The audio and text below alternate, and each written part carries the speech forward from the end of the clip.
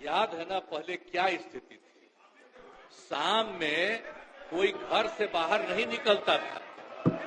मत करिए, नहीं, शांति बनाए रखिए, शांति बनाए रखिए। अरे सब बच्चे हो, क्या पता है आप लोगों का?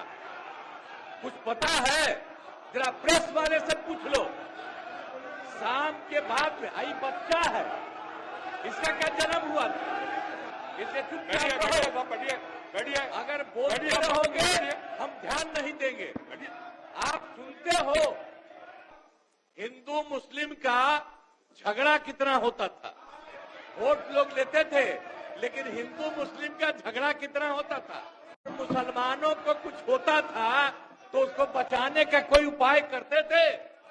ये जब हम आए उसी समय की स्थिति आपको हम बता देते। एक डिप्टी सीएम बोले कुछ और दूसरा डिप्टी सीएम बोले कुछ। क्या आपने नहीं बोला था कि भाजपा का सीएम होगा तभी सपना साकार होगा? वीडियो है हमारे पास, सब लोग ने। अरे सदन में झूठ बोलते हैं, लोकतंत्र का मंदिर है, आप टीका लगाए हैं, सनातनी आदमी और झूठ बोलते हैं। टीका से इतना नफरत है तो टोपी पहन लीजिए। आपको टीका से बहुत नफरत है तो टोपी पहनिए। सर्वप्रथम मैं बिहार विधानसभा के बजट सत्र में सभी माननीय सदस्यों का हार्दिक अभिनंदन करता हूं। बिहार विधानमंडल के दोनों सदनों के संयुक्त अधिवेशन में माननीय राज्यपाल महोदय का अभिभाषण हुआ। मैं बिहार विधानसभा के उन तमाम माननीय सदस्यों को धन्यवाद देता हूं जिन्होंने माननीय राज्यपाल के अभिभाषण के उपरांत धन्यवाद प्रस्ताव पर हुई चर्चा में भाग लिया। माननीय राज्यपाल महोदय ने अपने अभिभाषण में विस्तार से सरकार की उपलब्धियों एवं प्राथमिकताओं की चर्चा की है। राज्य सरकार की प्राथमिकताओं एवं अन्य मुद्दों पर सदन के समक्ष में मैं कुछ बातें रखना चाहता हूं। महोदय, हम लोग तो 24 नवंबर 2005 को यहां पर आए। अब उस समय क्या, अब उसके बाद से जो सरकार में आने का मौका मिला है, अब उसके बारे में हम जरा कहना चाहते हैं कि जब हम लोग आए थे उस समय, तो उस समय की स्थिति क्या थी। याद है ना पहले क्या स्थिति थी। शाम में कोई घर से बाहर नहीं निकलता था। मत करिए, नहीं, शांति बनाए रखिए, शांति बनाए रखिए। अरे सब बच्चे हो, क्या पता है आप लोगों का? कुछ पता है? जरा प्रेस वाले से पूछ लो। शाम के बाद में आई बच्चा है, इसका क्या जन्म हुआ था? कुछ है? इसे चुपचाप रहो, बैठिए। अगर बोलते रहोगे हम ध्यान नहीं देंगे। आप सुनते हो शाम के समय जब तक था 25 तक, तब तक शाम के बाद कोई घर से नहीं निकलता था। और आज का क्या हालचाल है और उस समय की क्या स्थिति थी? कहीं आने जाने का रास्ता नहीं था।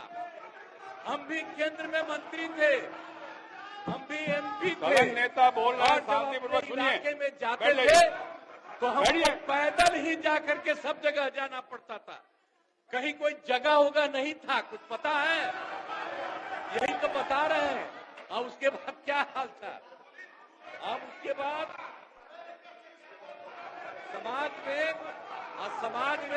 समाज में कितना विवाद होता था।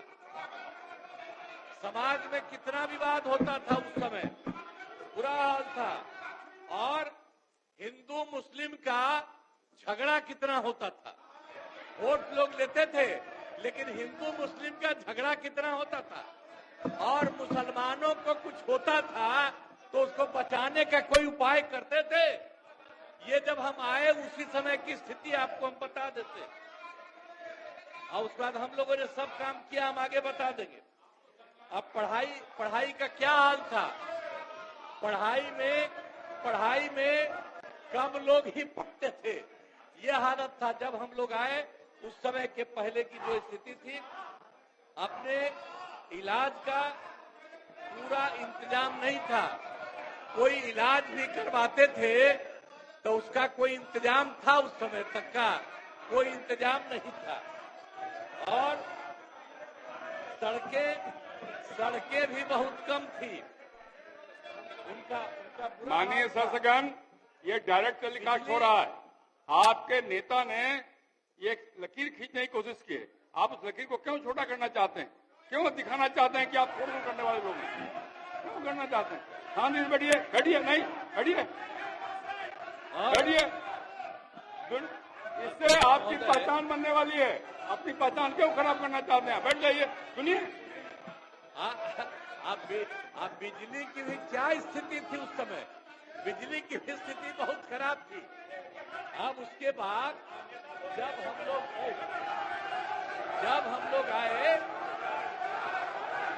लोग आए तो हम लोगों ने अब किसी प्रकार का डर एवं भय का वातावरण नहीं है। राज्य में प्रेम, भाईचारा और शांति का माहौल है।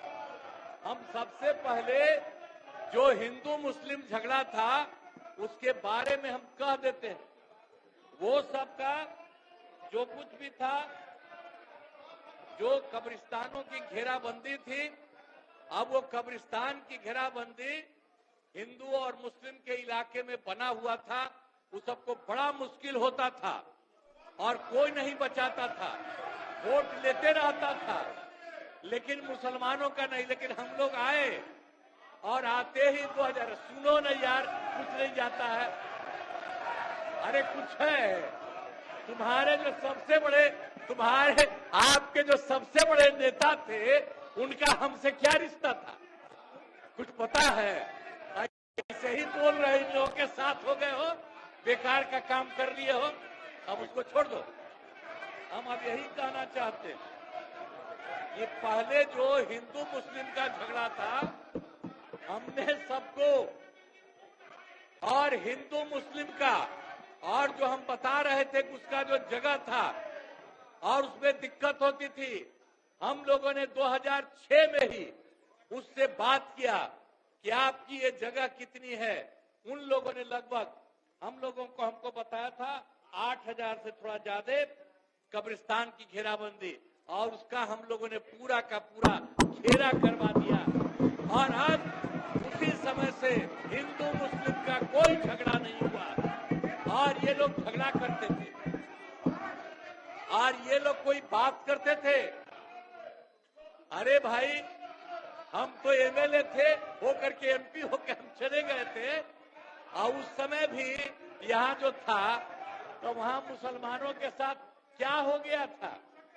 अब वहाँ पर जब हम जा रहे थे, 5 में घूम रहे थे, वहाँ के मुसलमान, हाँ भागलपुर, वहाँ का सब मुस्लिम लोगों ने हमको कहा कि साहब इतना पहले झगड़ा हुआ और ये लोग भी 15 दिन रहे हैं, ये लोग भी कुछ नहीं किए।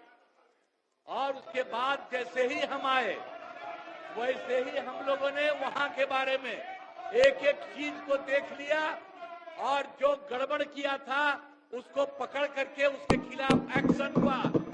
और जितने मुस्लिम परिवार के लोग वहां पर थे, उनको दिक्कत थी, उसको हम लोगों ने पूरा मदद किया।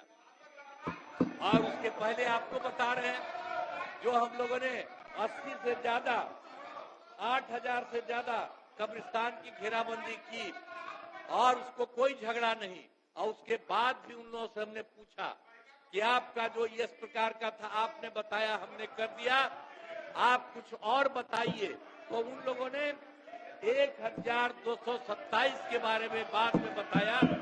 तो अब उसमें भी हम लोगों ने 746 तो कर दिया है, अब बाकी हो रहा है। अब इसी साल लगता भी बाकी काम पूरा हो जाएगा। तो इसीलिए एक एक तरह से कुछ नहीं हुआ। अब कहीं किसी प्रकार से आप समझ लीजिए कि कोई झगड़ा झंझट नहीं होता। और हमने तो एक बार और किया था, हिंदुओं का भी जो हमने मुसलमानों का ठीक किया, और उसके बाद हमने पता किया कि जो हिंदुओं का भी हिंदू मंदिर है और उसका भी कुछ न कुछ रात में घेराबंदी करके गड़बड़ करता था। तो इसीलिए हम लोगों ने उसके बारे में पीछ करके 60 साल जितना पुराना था, 60 वर्ष से पुराने हिंदू मंदिरों का भी पूरा घेराबंदी। अब कोई हिंदू वाले में भी झंझट नहीं, तो मुस्लिम का भी जो कर रहे थे झंझट वो भी खत्म, और किसी प्रकार से कोई काम नहीं। पीछे रहने वाले थोड़ी हैं, ये तो मजबूत आदमी है। अब मजबूती थोड़ा दिखाइए। अटल जी के जन्मदिन पे आपने बोला था ना, अटल जी का सपना तभी साकार होगा जब बिहार में बीजेपी का मुख्यमंत्री होगा। और सम्राट चौधरी जी बोल दे कि 15 साल और नीतीश जी काम करेंगे। एक डिप्टी सीएम बोले कुछ और दूसरा डिप्टी सीएम बोले कुछ। थोड़ा हो गया, अब थोड़ा तालमेल बना करके चलिए। और आपको तो आपस लेना पड़ा प्रेस कॉन्फ्रेंस करके 3 घंटा के अंदर। आपस नहीं, वापस। इनके समझ में अध्यक्ष आपस महोदय, है। अध्यक्ष महोदय, 1 मिनट। नेता प्रतिपक्ष, इनको शायद पूरी चीज को देखें समझें। वो श्रद्धेय अटल जी बोले थे आप कि बोलिएगा, जंगल भाजपा का राज समय आएगा रजकता तो बोलेंगे। हटाना है तो कमल खिलाना है, सुशासन लाना है, एनडीए की सरकार बनानी है, और नीतीश कुमार को सुशासन के लिए लाया गया। क्या आपने नहीं बोला था कि भाजपा का सीएम होगा तभी सपना साकार होगा? वीडियो है हमारे पास, सब लोग ने। अरे सदन में झूठ बोलते हैं, सदन में काहे झूठ बोलते हैं? लोकतंत्र का मंदिर है, आप टीका लगाए हैं, सनातनी आदमी आप झूठ बोलते हैं। अध्यक्ष जी, झूठ नहीं झूठ बोलते। बोलने की जिम्मेवारी आपकी है। नेता प्रतिपक्ष विजय सिन्हा अपने पार्टी के पक्ष में पार्टी के घर के अंदर बात करती है, बाहर नीतीश कुमार सुशासन स्थापित करने के लिए आए, एनडीए की सरकार आप बनी, अपना समय पे और बोलिएगा। टीका से इतना नफरत है तो टोपी पहन लीजिए। आपको टीका से बहुत नफरत है तो टोपी पहनिए। माननीय नेता प्रतिपक्ष, माननीय नेता प्रतिपक्ष, आप माननीय नेता प्रतिपक्ष, आप माननीय अध्यक्ष यहाँ सुन- हम कोई अपशब्द सुन नहीं लीजिए बोल ना, रहे। यहाँ कोई झूठ नहीं बोलता, असत्य बोलता। चलिए असत्य हाँ, उसको कर बोलिए, दीजिएगा। अपनी बात आगे बढ़ाइए, बात आगे बढ़ाइए। आपस ले लेते हैं, असत्य जोड़ दिया जाए। अध्यक्ष महोदय, अब भाजपा के लोग कब तक पिछलग्गू बन के रहेंगे विश्व की बड़ी पार्टी? कभी तो अपना कौन चेहरा है भाई? चेहरा है ये नहीं। कब बनाइएगा अपना मुख्यमंत्री? अटल जी का सपना साकार करना है ना।